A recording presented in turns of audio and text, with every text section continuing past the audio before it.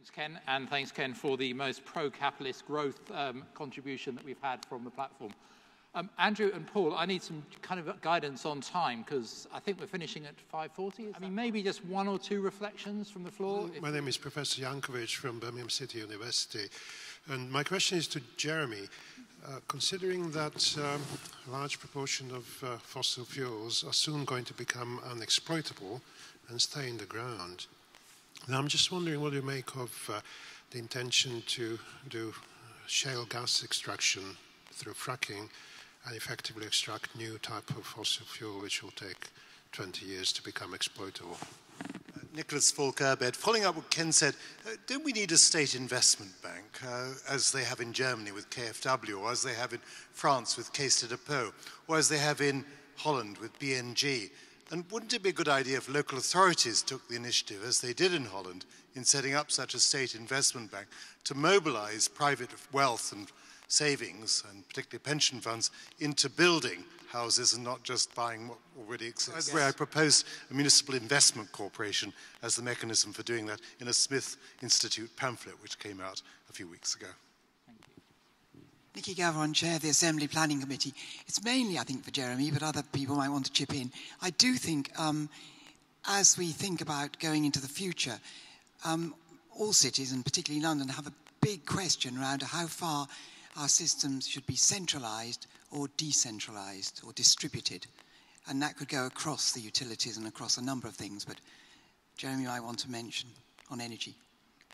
Great. So fracking, state investment banks and distributed systems. So the idea of investment banks, I'm not sure I'm quick to talk about with a state investment bank. I certainly think local authorities already could be doing more. I have to say that tax increment finance has been promised by both governments in recent times, and both have fundamentally failed to deliver on them because of the excessive need to exercise control.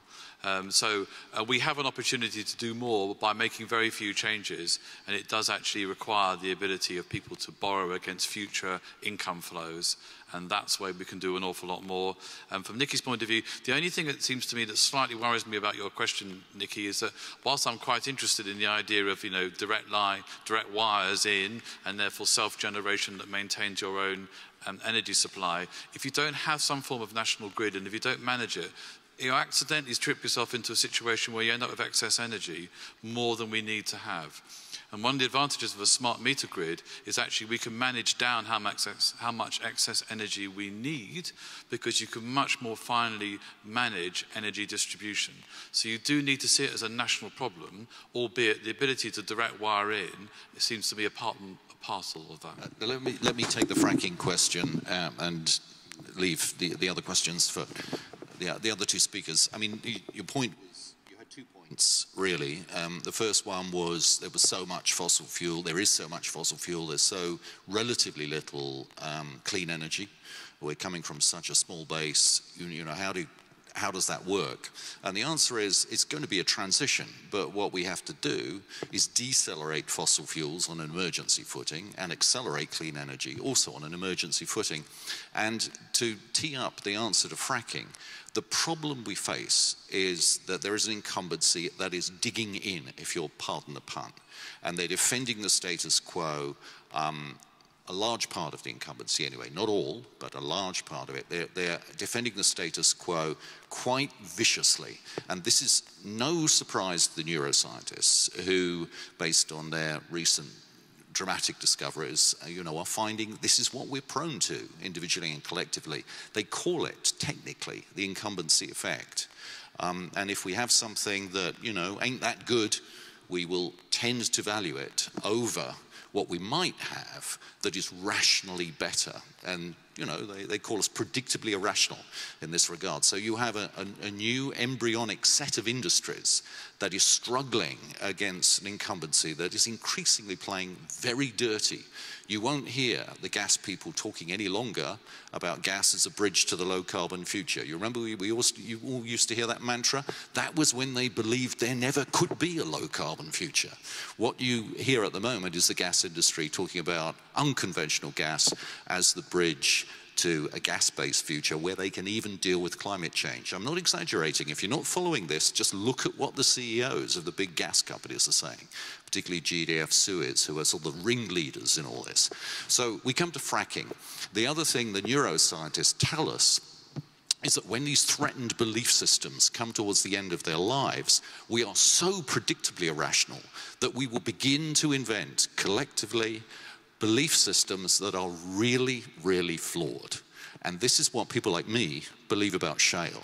Despite what it's done in a transient, short-lived way in America, just scratch the surface and what do you find? The first thing you find is that the top 15 oil and gas industries in the shale boom in America have lost, wait for it if you haven't heard this before, $35 billion so far and counting. Reason for this is they're drilling to bring it out of the ground at a higher cost than they can charge for the oil, for the gas and the oil together, even at the current high oil prices. So this is what Mr. Cameron wants to import into Britain. It's economic madness. They will drive themselves to bankruptcy because of their beliefs, their flawed belief systems, is what we believe. Now look at, you know, the way they hype things. And here there's a parallel with the financial sector.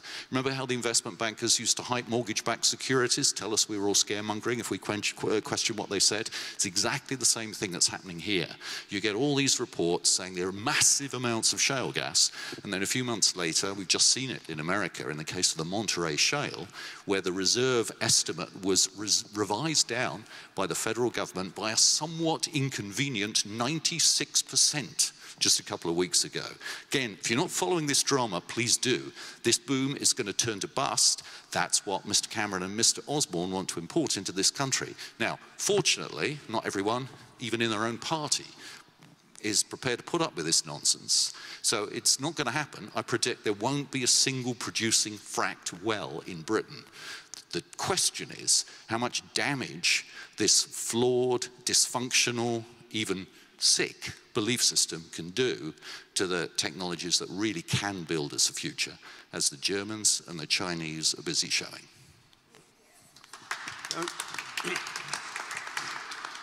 A investment bank nationally and investment bank locally, absolutely crucial to drive that investment forward. I don't think anybody up here is going to disagree with that. On the question of fracking, the real problem you've got is that it's not about getting more energy, it's about stopping the waste of energy. 2/3 of all the energy we generate in Britain is wasted, either through the cooling process or through transmission. So we could reduce our consumption, nuclear, gas, coal, oil by 2/3 if we eliminate the waste. That means generating it more locally, which requires politicians to be honest to people about the need for that. I was born in 1945. I grew up in that post-war world where nothing was wasted. We've slipped into a form of capitalism now which is encouraging you to consume more, and the level of waste. I mean, we used to have a small bin for the whole family once a week. Now you've got about 3 bloody great bins, twice the size. There is no future for humanity unless we start to eliminate waste. And that waste concept is being built into more and more of our economic transactions. So let's start valuing each other rather than how much you can bloody buy. Ken, I think those bins are recycling bins. Aren't they? Yes, but there's still so much in them. Yeah. My wife's always telling me to go out and put things in different recycling bins. I thought they were meant to be a good idea. But why have we got so much bloody waste? Well, that's another question. Hey, on Nicky Gavron's point, which was the question of distribution. Well, I just want to say one thing. When I was climbing this mountain, I had Leo's book. With the book. I was taking it pretty slowly, and the first section was on something called Petropolis, the first third, which was the current model. And the second one was on something called Cyberbia, which I didn't grasp totally, but it was technical stuff. But the third one, which was a solution as far as I could see, was called the distributed city. And that was, as I look forward to reading this again, because I say it was quite high up, this. I didn't take it all in, but I just wanted to say that Leo's idea is the distributed city is what is going to get us off the hook. So I think you're on the right track there. Thank you.